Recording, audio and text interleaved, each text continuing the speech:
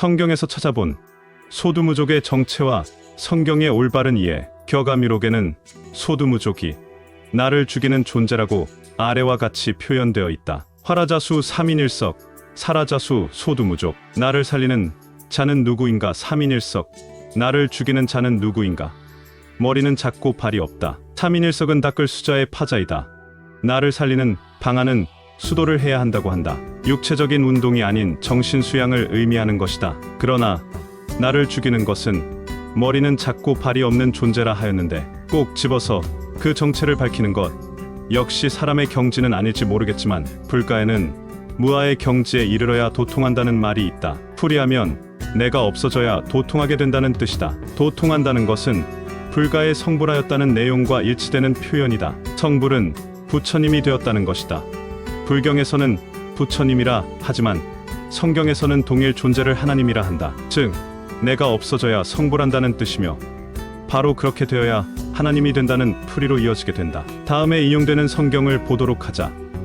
사람이 성령으로 거듭나지 아니하면 하나님 나라에 들어갈 수 없느니라.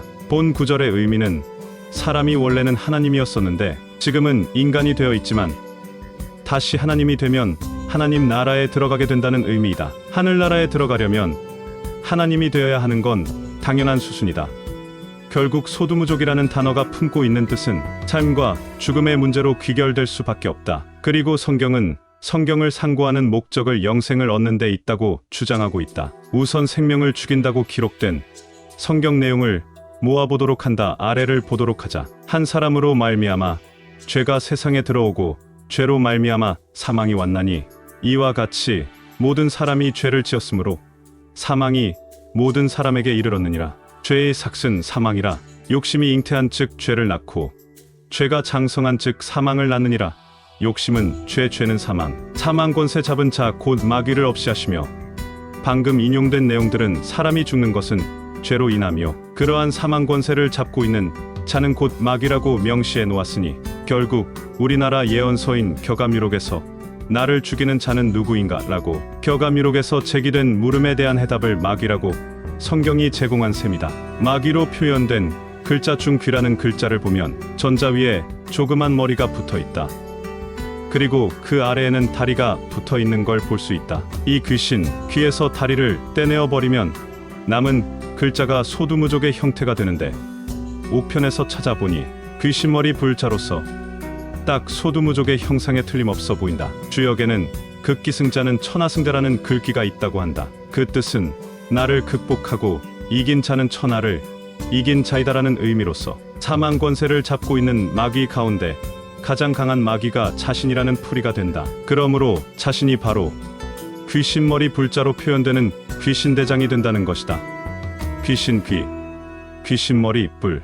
또한 살아있는 사람의 몸속에는 최초의 조상으로부터 자신에게 전해져 온 모든 조상의 피가 들어있으므로 살아있는 사람을 향해 외식하는 서기관들과 바리새인들이여 회칠한 무덤 같으니 겉으로는 아름답게 보이나 그 안에는 죽은 사람의 뼈와 모든 더러운 것이 가득하도다라는 누군가의 말처럼 살아있는 사람의 몸은 모든 죽은 조상들의 영이 우글거리는 귀신단지에는 틀림이 없다. 그러므로 나라는 주체의식은 그러한 죽은 영들의 대장 즉 귀신대장이 되는 건 당연하다. 아래에 인용되는 성경구절도 자신 속에 있는 귀신대장을 없애버리면 즉 순교시키면 하나님으로 거듭나게 된다는 이치를 알려주고 있다. 보라 처녀가 잉태하여 아들을 낳을 것이요 그 이름을 임마누엘이라 하리라.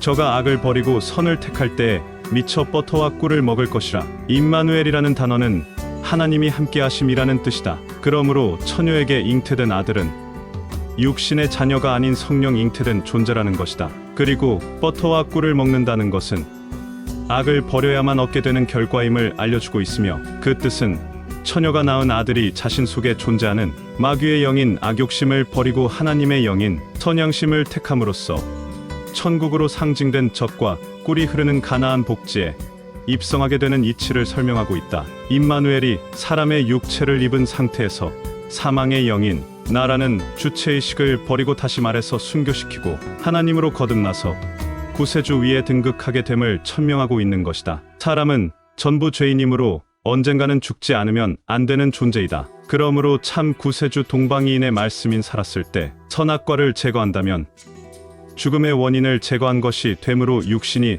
죽을 수가 없는 것이다. 그러므로 선악과를 제거하는 것이 죽음을 제거하는 방법이요 구원의 방법이요 하나님이 되는 방법인 것이다는 내용과 같이 사람이 구원이 되려면, 즉 영생을 얻으려면 자신 속에 존재하는 사망 권세를 잡고 있는 마귀대장이자 선악과가 되는 나라는 주체의식을 제거해야 되는데, 그 일은 구세주가 아니면 아무도 해줄 수가 없으므로 참 구세주 되시는 동방이인을 찾아 와야 된다는 것으로 귀결된다. 결론적으로 민족의 대예언서인 격암유록에서 나를 죽이는 존재로 명시된 소두무족의 정체가 성경에도 기록되어 있으며, 그것이 바로 사람 속에 숨어있는 선악과인 나라는 주체의식이라는 것이다. 그래서 동양 철학인 주역에서 극기승자는 천하승자라는 내용이 그것을 단적으로 표현한 것으로 여겨진다. 감사합니다.